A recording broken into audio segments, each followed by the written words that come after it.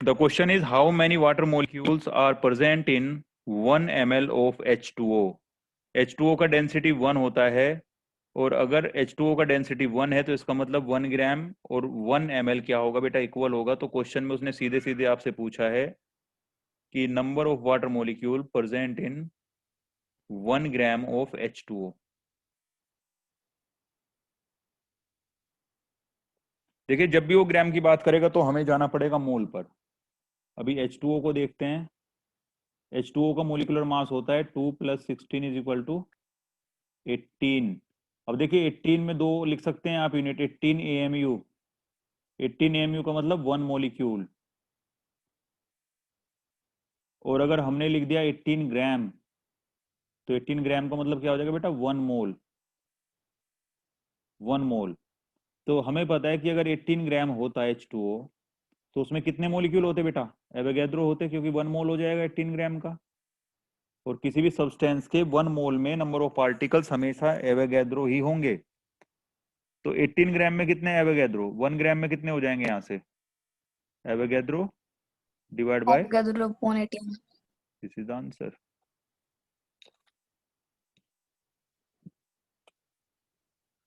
अब देखिए हमने मोल को दो तरह से रिलेट कर दिया है, एक तो मास और एक नंबर। अगर मैं बोलता हूं कि 1 मोल, तो 1 मोल में आप लिखेंगे कि कोई भी, अगर कोई भी सब्सटेंस है, कोई एटम है, तो उसका एटॉमिक मास किस में एक्सप्रेस कर दें, ग्राम में एक्सप्रेस कर दें। उसको लिखते हैं gram atomic mass. Gram atomic mass. और अगर वो एटम नहीं है, मॉलिक्यूल है, तो क्या लिखेंगे बेटा, ग्राम मोलिकुलर मास। मतलब उसका जो मॉलिक्यूल है उसका मोलिकुलर मास किस में एक्सप्रेस कर देंगे, ग्राम में एक्सप्रेस कर देंगे। इसको लिखेंगे ग्राम मोलिकुलर मास। मतलब कुछ नहीं करना है, सिंपली अगर एटम है तो एटॉमिक मास, मॉलिक्यूल है तो मॉलिक्यूलर मास किस में एक्सप्रेस कर देंगे, ग्राम में एक्सप्रेस कर देंगे, वो उसका एक मोल का मास हो जाएगा। अगर बाय नंबर देखते हैं किसी भी सब्सटेंस का, किसी भी सब्सटेंस से पहले अगर एक मोल आ जाता है तो उसका अगर नंबर की बात करते हैं तो वो कितने नंबर के इक्वल होता है, एवोगैड्रो नंबर्स के इक्वल। उसमें कितने नंबर होंगे, उसके कितने पार्टिकल्स होंगे, एवोगैड्रो नंबर। एवोगैड्रो नंबर को ऐसे रिप्रेजेंट करते हैं। और कितना वैल्यू होता है इसका बेटा, 6.022 इंटू 10⁻⁻23। तो हमने देखा कि मोल को हम दो तरह से डिफाइन कर सकते हैं, बाय मास और बाय नंबर्स। मोल को डिफाइन करने का एक तरीका और होता है, बाय वॉल्यूम। लेकिन वो तरीका केवल गैसेस के ऊपर अप्लाई होता है। पहली तो कंडीशन उसमें ये कि वो मोल को अगर आप एक्सप्रेस करते हैं वॉल्यूम के हिसाब से तो वो केवल गैसेस के लिए एप्लीकेबल होगा। दूसरा उसमें लिमिटेशन ये होता है कि वो गैस कैसी कंडीशन पर होनी चाहिए, एसटीपी की कंडीशन पर होनी चाहिए। क्योंकि आपको पता है कि गैस में अगर प्रेशर बढ़ा दें या टेम्परेचर बढ़ा दें तो क्या हो जाता है, वॉल्यूम उसका चेंज हो जाता है। टेम्परेचर के बढ़ने से वॉल्यूम बढ़ जाएगा और प्रेशर के बढ़ने से वॉल्यूम कम हो जाएगा। इसलिए उसका टेम्परेचर और प्रेशर क्या होना चाहिए, फिक्स होना चाहिए। इसीलिए किसी भी किसी भी गैस की अगर एक मोल की हम बात करते हैं तो उसके लिए कंडीशन होती है कंडीशन ऑफ एसटीपी। तो हम यहाँ पर बोल सकते हैं कि एसटीपी की कंडीशन में किसी भी गैस का अगर एक मोल है, तो इसमें दो लिमिटेशन है बेटा। एक तो क्या होती है, क्या होना चाहिए, वो गैस होना चाहिए, उसी के लिए एप्लीकेबल है। दूसरा उसकी कंडीशन क्या होनी चाहिए, STP, standard temperature and pressure. यहाँ पर टेम्परेचर कितना होगा बेटा, 0 डिग्री सेल्सियस या 273.15 केल्विन। और प्रेशर कितना होगा यहाँ पर, 1 एटमोस्फेयर। तो इतने टेम्परेचर और इतने प्रेशर पर किसी भी गैस का अगर एक मोल है तो उसका वॉल्यूम क्या होता है, फिक्स होता है। क्या होता है बेटा, उसका वॉल्यूम फिक्स होता है। कितना, 22.4 लीटर। अब एक फिक्सेशन और हो गया। एक फिक्सेशन तो पहले था, किसी भी गैस का, किसी भी सब्सटेंस का अगर एक मोल होगा तो उसके अंदर कितने पार्टिकल्स होंगे, उसके एवोगैड्रो नंबर ऑफ पार्टिकल्स होंगे, ये हमेशा फिक्स था। वैसे ही एक फिक्सेशन और हो गया यहाँ पर वॉल्यूम के लिए। किसी भी गैस का अगर एक मोल है तो एसटीपी की कंडीशन पर उसका वॉल्यूम हमेशा कितना होगा बेटा, 22.4 लीटर्स होगा। तो अब हमने मोल को तीन तरह से एक्सप्रेस यहां पर कर दिया, बाय वेट। ये पहला जो कॉन्सेप्ट है, दिस इज बाय वेट। दूसरा कॉन्सेप्ट बाय नंबर्स, और तीसरा बेटा बाय वॉल्यूम। तो तीन तरह से आप मोल को एक्सप्रेस कर सकते हैं, एक ही सब्सटेंस को आप तीन तरह से डिफाइन कर सकते हैं मोल के अकॉर्डिंग। ठीक है, मैं आपको करके दिखाऊंगा, आप इसको नोट कर लें पहले।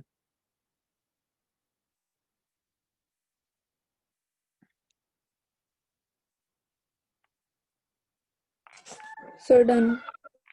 ठीक है बेटा।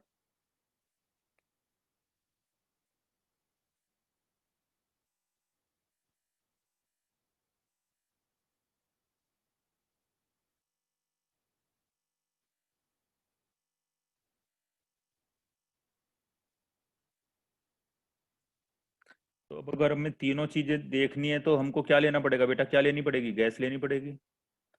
तो हम ले लेते हैं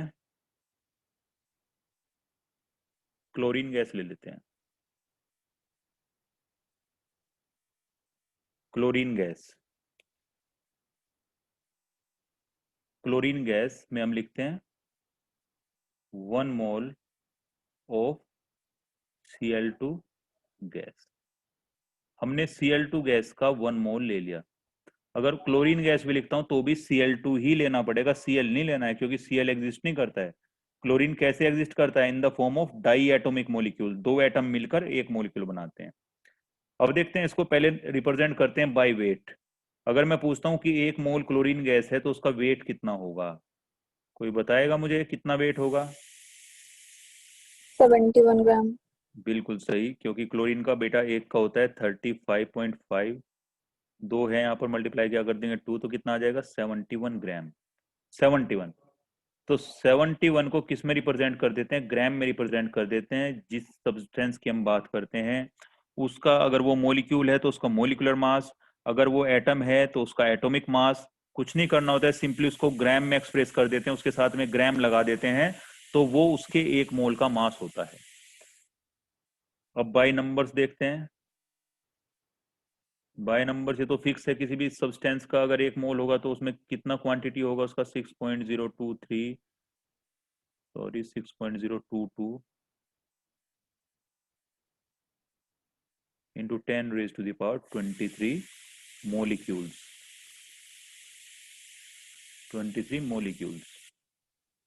अब देखते हैं by volume. By volume at condition of STP, 1 mole chlorine gas कितना वॉल्यूम ऑक्यूपाई करेगा, कितना वॉल्यूम ऑक्यूपाई करेगा बेटा? 22.4 लीटर। 4 लीटर, ये फिक्स है। ठीक है, अब देखिए इसी क्वेश्चन में अगर वो पूछता number of chlorine atom, number of chlorine atom, वो कितने हो जाएंगे? क्लोरीन मोलिक्यूल कितने बेटा, एवोगैड्रो, एक मोलिक्यूल में कितने एटम होंगे क्लोरीन के, 2 एटम, 2 into Avogadro number। तो कितने हो जाएंगे एटम, 2 × एवोगैड्रो। इसी क्वेश्चन को देखिए, वो आपसे पूछ सकता था कि 71 ग्राम क्लोरीन गैस एसटीपी पर कितना वॉल्यूम होगा उसका। 71 ग्राम क्लोरीन गैस है, एसटीपी की कंडीशन है, तो कितना वॉल्यूम ऑक्यूपाई करेगा? तो आप सीधे रिलेट करेंगे, 71 ग्राम मतलब 1 मोल, और 1 मोल तो मतलब कितना, 22.4 लीटर। ठीक है बेटा, यहां पर वो आपसे यस सर। आपसे पूछ सकता था कि 71 ग्राम क्लोरीन गैस, बताइए number of molecules, number of molecules कितने हो जाएंगे। तो सीधा सीधा यहां से 71 ग्राम मतलब 1 मोल, और 1 मोल मतलब कितने मोलिक्यूल, एवोगैड्रो मोलिक्यूल। तो ये सब एक दूसरे से इंटर रिलेटेड है, क्वेश्चन इसमें ऐसे ही आते हैं। वो पूछेगा आपसे कि भाई 20 ग्राम क्लोरीन गैस है, कितना 20 ग्राम क्लोरीन गैस है, बताइए कितना वॉल्यूम ऑक्यूपाई करेगा। अब हमें 20 ग्राम का तो नहीं पता है, लेकिन हमें पता है कि अगर 71 ग्राम होती तो 71 ग्राम इतना वॉल्यूम ऑक्यूपाई करती। 71 ग्राम इतना करेगी तो 1 ग्राम कितना करेगी, 1 ग्राम इतना करेगी तो फिर 20 कितना करेगी, इस तरह से। ये यूनिटरी मेथड इसमें लगता है, इस तरह के क्वेश्चन सब ऐसे ही होते हैं।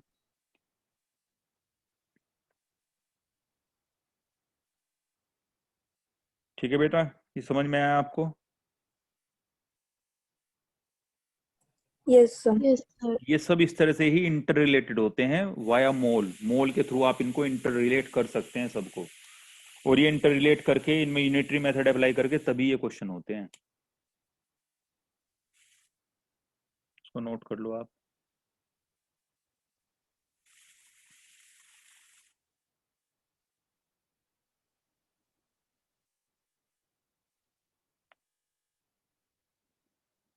Sir, done. ठीक है बेटा,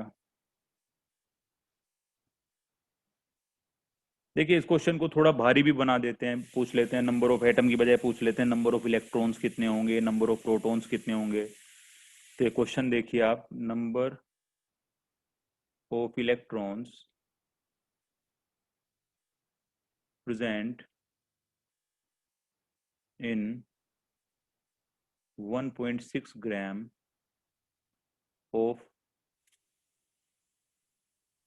मीथेन, सॉरी 1.6 ग्राम ऑफ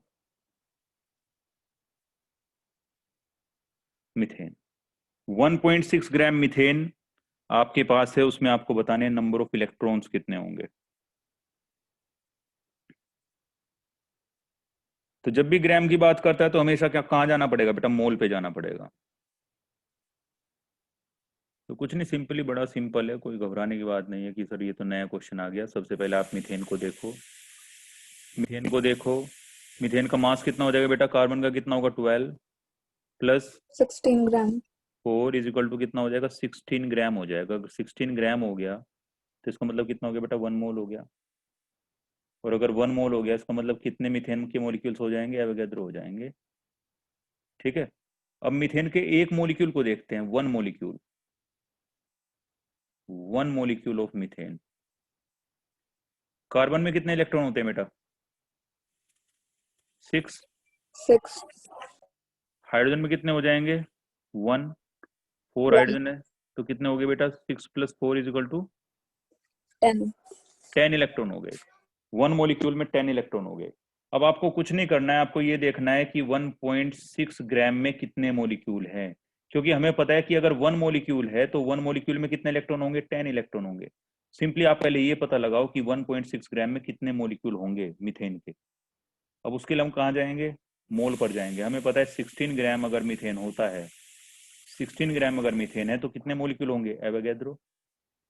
अगर 1 ग्राम मीथेन है तो कितने मॉलिक्यूल हो जाएंगे बेटा एवोगैड्रो डिवाइड बाय 16। 1.6 ग्राम में कितने होंगे Avogadro divide by 16 into 1.6 molecules. इतने मॉलिक्यूल्स हो जाएंगे हमारे पास। अब नंबर ऑफ इलेक्ट्रॉन्स देखते हैं। नंबर ऑफ इलेक्ट्रॉन्स मुझे पता है कि अगर 1 मॉलिक्यूल होता, अगर एक मॉलिक्यूल होता है तो उसमें कितने इलेक्ट्रॉन होते हैं 10 इलेक्ट्रॉन्स होते हैं। अब मेरे पास इतने मॉलिक्यूल्स हैं, कितने इलेक्ट्रॉन्स हो जाएंगे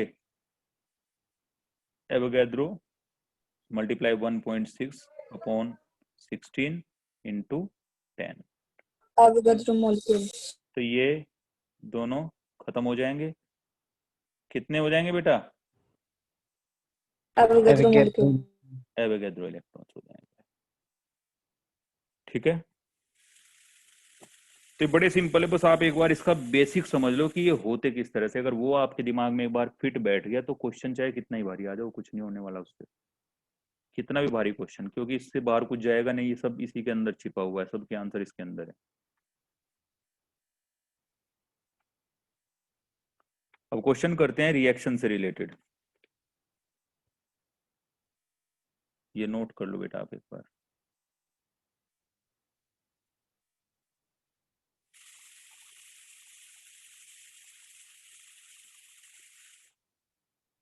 Sir, done.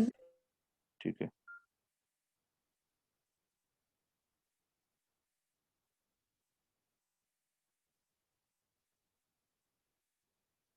अब एक बैलेंस केमिकल रिएक्शन देखते हैं। 2H2 plus O2 gives 2H2।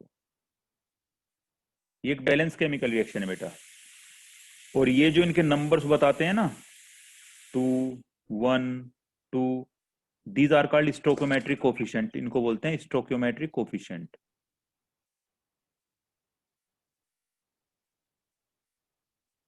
जो एक बैलेंस केमिकल इक्वेशन में मॉलिक्यूल्स के नंबर बताते हैं कि हाइड्रोजन 2 लेना, ऑक्सीजन 1 लेना है, तो उससे 2 H2O बनेंगे। These are called stoichiometric coefficients. अब देखिए, मुझे ये पता है कि अगर मैं 2 मॉलिक्यूल किसके लूं बेटा, हाइड्रोजन के लूं, तो उसके लिए मुझे 1 मॉलिक्यूल किसका लेना पड़ेगा, ऑक्सीजन का लेना पड़ेगा। तो वाटर के कितने मॉलिक्यूल फॉर्म होंगे, 2 मॉलिक्यूल फॉर्म होंगे। ये क्लियर है, यहां से मुझे समझ में आ रहा है रिएक्शन देखकर। अगर मॉलिक्यूल को मोल से रिलेट किया जाए तो सीधा सीधा सबके साथ एक एवोगैड्रो का मल्टीप्लाई कर दो, तो ये कितने मोल हो जाएंगे बेटा, 2 मोल। ये कितना हो जाएगा, अगर 2 मोल हाइड्रोजन है तो ऑक्सीजन कितने मोल चाहिए, 1 मोल। वाटर कितने मोल फॉर्म होगा उससे, 2 मोल। अब अगर हम मोल पर चले गए तो इसका मतलब हम इसको वेट में भी ले सकते हैं। हाइड्रोजन कितना ग्राम है बेटा इस केमिकल इक्वेशन के हिसाब से, 4 ग्राम। ऑक्सीजन कितना ग्राम लेना पड़ेगा, 32 ग्राम। तो वाटर कितने ग्राम फॉर्म होगा, 36 ग्राम। देख लो आप, हाइड्रोजन कितना, 4 ग्राम। ऑक्सीजन O2 एक का 16 होता है, दो का कितना हो जाएगा, 32। H2O के एक मोलिक्यूल का होता है कितना, 16 प्लस 2 कितना, 18। 18, यहाँ पर 2 H2 है तो कितना हो जाएगा, 36 हो जाएगा। तो ये सब बैलेंस केमिकल इक्वेशन के हिसाब से हम यहाँ पर चल रहे हैं। अगर ये सभी गैसेज होते हैं तो हाइड्रोजन का कितना वॉल्यूम लेना पड़ेगा बेटा, 22.4 मल्टीप्लाई 2। ऑक्सीजन का कितना वॉल्यूम लेना पड़ेगा, 1 मोल का कितना वॉल्यूम होता है, 22.4। H2O भी अगर यहाँ पर वेपर फॉर्म में तो कितना होगा इसका, 22.4 इंटू। ठीक है, तो हमने इसको बाय वेट भी एक दूसरे से रिलेट कर दिया, बाय वॉल्यूम भी रिलेट कर दिया, बाय मोल भी इसको रिलेट कर सकते हैं, बाय मॉलिक्यूल भी इसको रिलेट कर सकते हैं, और बाय नंबर ऑफ मॉलिक्यूल्स जो एवोगैड्रो के हिसाब से चलते थे उससे भी रिलेट कर सकते हैं। बेटा यहाँ पर 2 मोल है, 2 मोल है तो इसका मतलब कितने मॉलिक्यूल होंगे, 2 मल्टीप्लाई एवोगैड्रो। ऑक्सीजन के कितने मॉलिक्यूल लेने पड़ेंगे, एवोगैड्रो। H2O के कितने मॉलिक्यूल फॉर्म होंगे, 2 मल्टीप्लाई एवोगैड्रो। तो एक केमिकल रिएक्शन को हमने हर तरह से आपस में इंटरलिंक इंटररिलेट कर दिया है। कोई क्वेश्चन पूछना हो तो बताओ बेटा, इसमें से पूछ लो। कुछ पूछना है आपको इसमें से, कोई चीज समझ में नहीं आई हो। No sir. ये ऐसा कर सकते हैं, कोई प्रॉब्लम तो नहीं है इसमें। यहां से देखो, हमने मॉलिक्यूल दिखाई दे रहे हैं हमको, इसका 2 मॉलिक्यूल है, इसका 1 मॉलिक्यूल है, इसके 2 मॉलिक्यूल है। तो 2 मॉलिक्यूल मतलब 2 मोल ले सकते हैं। अगर इसके 2 मोल लिए तो इसका 1 मोल लेना पड़ेगा। अगर इसका 1 मोल लिया तो इसके कितने मोल फॉर्म होंगे, 2 मोल फॉर्म होंगे। वही केमिकल इक्वेशन से मुझे सब पता लग रहा है। और मोल को हम कैसे ग्राम से, कैसे वेट से रिलेट करते हैं, कैसे इसको वॉल्यूम से रिलेट करते हैं, और कैसे हम इसको नंबर ऑफ पार्टिकल से रिलेट करते हैं, मैंने आपको पहले बता दिया है। ठीक है, अब देखिए इसमें क्वेश्चन किसी भी चीज से रिलेटेड आ सकते हैं। मोल से रिलेटेड आ सकते हैं कि भाई हमने 2 मोल इसके लिए, 1 मोल इसका लिया, तो H2O के कितने मोल फॉर्म होंगे। या ऐसे आ सकता है कि 4 ग्राम हमने हाइड्रोजन लिया, 32 ग्राम हमने ऑक्सीजन लिया, तो बताइए कितने ग्राम यहाँ पर H2O फॉर्म होगा। ठीक है, बाय वॉल्यूम आ सकते हैं, बाय नंबर ऑफ पार्टिकल्स आ सकते हैं। तो लॉजिक सबके पीछे वही है, मोल, द कॉन्सेप्ट ऑफ मोल। ये देखिए आप यहाँ पर 4 ग्राम आपने हाइड्रोजन लिया, 32 ग्राम आपने ऑक्सीजन लिया, तो 36 ग्राम आपने यहाँ पर क्या फॉर्म किया, H2O फॉर्म किया। तो दिस इज ए लॉ, ये एक लॉ है जो यहाँ पर वेरीफाई हो रहा है। कौन सा लॉ है, law of conservation of, law of conservation of mass. Verify हो रहा है, नहीं हो रहा है। देखो 4 ग्राम हाइड्रोजन 32 ग्राम ऑक्सीजन के साथ अगर रिएक्ट करता है तो 4 प्लस 32 कितना हो जाएगा, कितने ग्राम वाटर फॉर्म करेगा, 36 ग्राम वाटर फॉर्म करेगा। This is law of conservation of mass, ये यहाँ पर वेरीफाई हो रहा है। ठीक है, अब इसमें मैं आपको क्वेश्चन बताता हूँ किस तरह के क्वेश्चन आएंगे।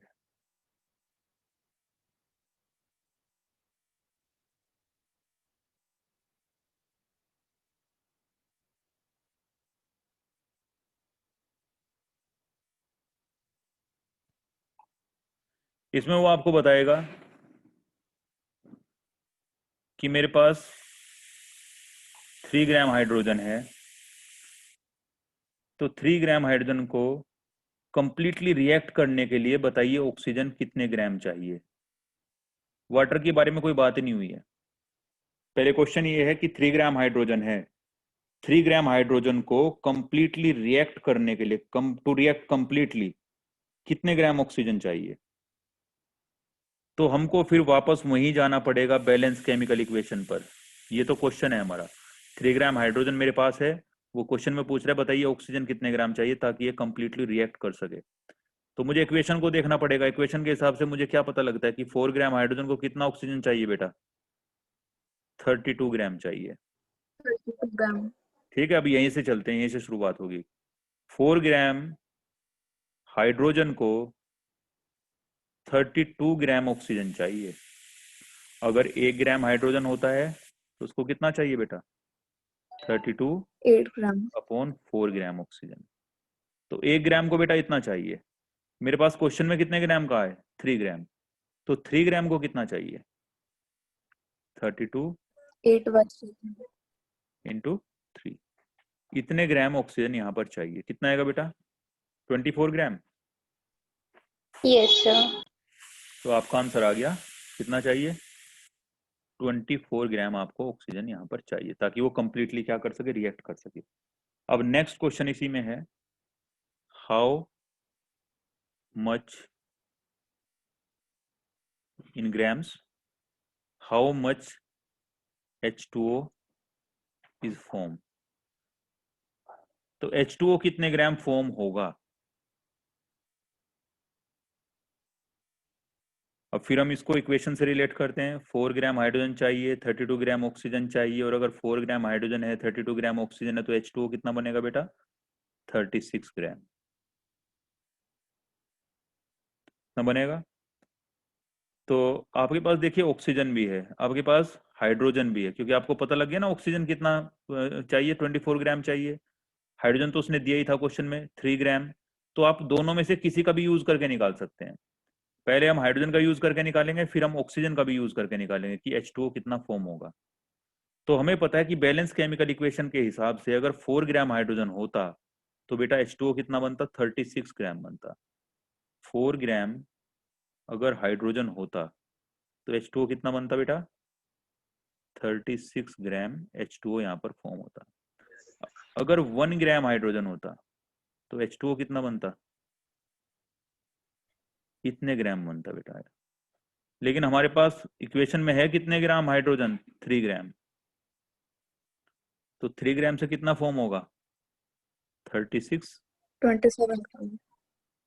इंटू 3। इतने ग्राम H2O यहाँ पर फॉर्म होगा। तो कितना हो जाएगा बेटा, 27 ग्राम। 27 ग्राम। ये 9 जा और 9 3 जा, 27 ग्राम यहाँ पर H2O फॉर्म होगा। ठीक है।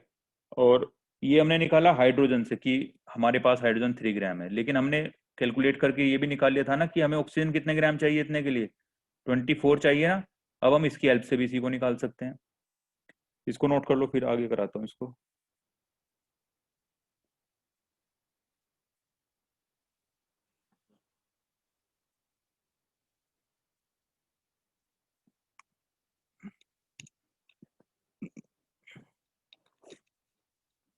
Sir done. यहीं पर कर देते हैं इसको।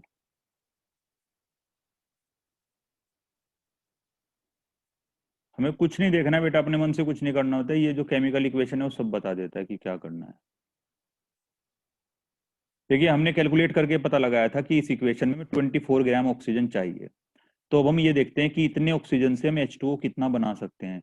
इक्वेशन के हिसाब को देखिए, पहले इक्वेशन क्या बोलती है। इक्वेशन ये बोलती है कि अगर 32 ग्राम आपके पास ऑक्सीजन है तो आप उससे 36 ग्राम H2O बना सकते हैं।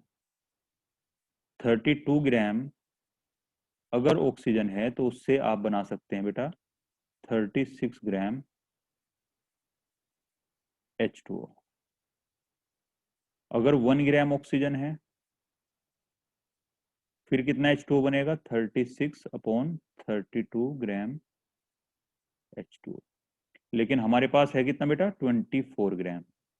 तो 24 ग्राम से कितना बनेगा, 36 अपॉन 32 इंटू 24 ग्राम H2। देखो जरा कैलकुलेट करके कितना आएगा ये।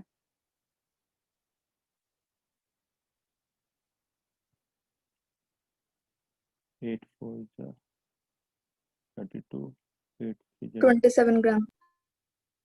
हाँ वही 27 ग्राम। ठीक है, किसी से भी निकालो क्योंकि आना वही, आंसर वही आना, क्योंकि बैलेंस केमिकल इक्वेशन वो वेरीफाइड है। ये नोट कर लो इसको।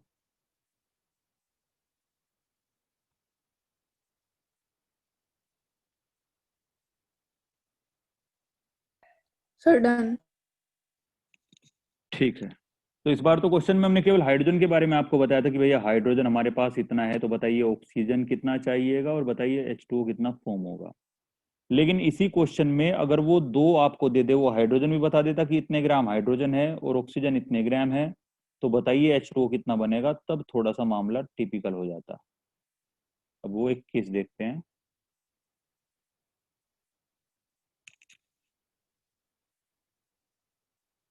टू H2 प्लस O2 गिव्स 2H2O। अब देखिए उसने क्वेश्चन में बताया कि हमारे पास जो है 4 ग्राम हाइड्रोजन है, सॉरी 4 नहीं, 4 तो आप समझ जाओगे बेटा।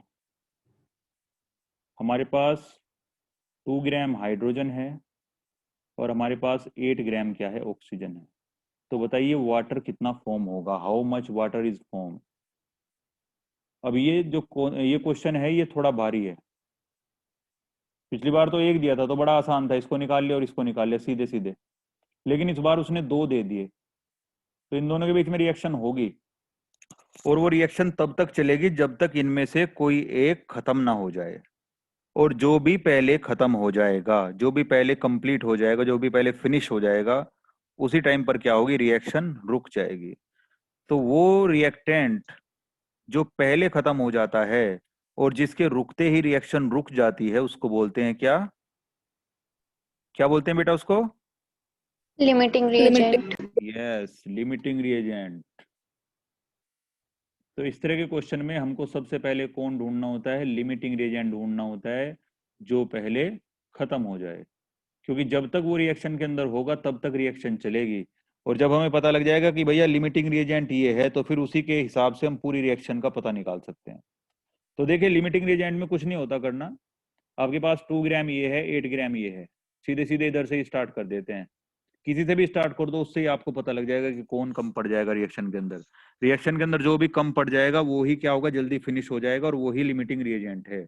इस इक्वेशन के हिसाब से हम देखते हैं, बैलेंस केमिकल इक्वेशन ये बोलती है कि 4 ग्राम हाइड्रोजन को ऑक्सीजन कितने ग्राम चाहिए बेटा, 32 ग्राम ऑक्सीजन चाहिए। ये बैलेंस केमिकल इक्वेशन तो यही बोलती है ना, 4 ग्राम हाइड्रोजन को कितना चाहिए, 32 ग्राम चाहिए। यहां से सीधे सीधे निकालो कि 2 ग्राम को कितना चाहिएगा। 4 ग्राम को कितना चाहिए बेटा, 4 ग्राम अगर हमारे पास हाइड्रोजन है तो ऑक्सीजन कितना चाहिए, 32 ग्राम ऑक्सीजन होना चाहिए कंप्लीट रिएक्शन होने के लिए। 1 ग्राम अगर हाइड्रोजन होता तो उसके लिए कितना चाहिए होता बेटा, 32 अपॉन 4 ग्राम ऑक्सीजन। कितना आ जाएगा बेटा, 8 ग्राम। 8 बेटा ग्राम। 8 ग्राम आ गया। तो इसका मतलब ये तो रिएक्शन कंप्लीट होगी, तो रिएक्शन पूरी पूरी होगी, यहाँ पर कोई लिमिटिंग रिएजेंट नहीं है बेटा, क्योंकि ये मैंने क्वेश्चन अपने से बनाया था। ये रिएक्शन तो पूरी पूरी होगी, तो बैलेंस रिएक्शन के हिसाब से चलेगी। तो अब आप इसको कर सकते हो।